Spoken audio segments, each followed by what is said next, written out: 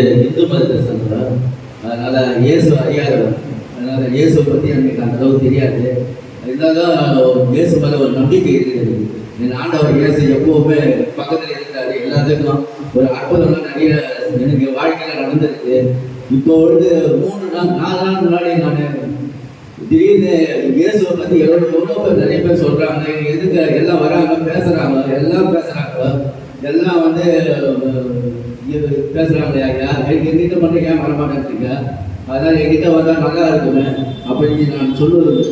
தினமும் ஜபம் செய்வேன். நீங்கள் எதுக்கு பேசணும் ஏசப்பா அப்படின்னு சொல்லிட்டு ஜபம் பண்ணும்போது அன்னைக்கு இரவு வந்து நைட்டு 12 மணிக்கு மேலே அப்படியே கீழே இருந்து ஆகாயத்துக்கு மேலே நடுவில் நான் நிற்கிறேன். ரவுண்டாக வளையம் இருக்கிறது. அந்த வளையத்தில் ஒரே இருட்டான நேரத்தில் பவரான வெளிச்சம், பயங்கரமான வெளிச்சம் கண்ணே கூசுது. என் ஆண்டவர் இயேசுதான் வருகிறான்னு நினைச்சேன். உண்மையிலே அந்த உள்ள போய் பைபிளை வாசிக்கிறேன். பைபிளை வாசிக்கும் போது ஆண்டவரை பற்றி பெருமையாக பேசுகிறேன். பெருமையாக பேச அவருடைய ஜபம் நடக்குது. அந்த வெளிச்சத்திலே அந்த ஜபத்தில் வந்து முடிச்சுட்டு அப்படியே கீழே இறங்கி வரேன். இதுதான் கண்ணம் அந்த 3 நாள் முன்னாடி. உண்மையிலே ஆண்டவர் இயேசு உண்மையிலே இருக்கிறார்.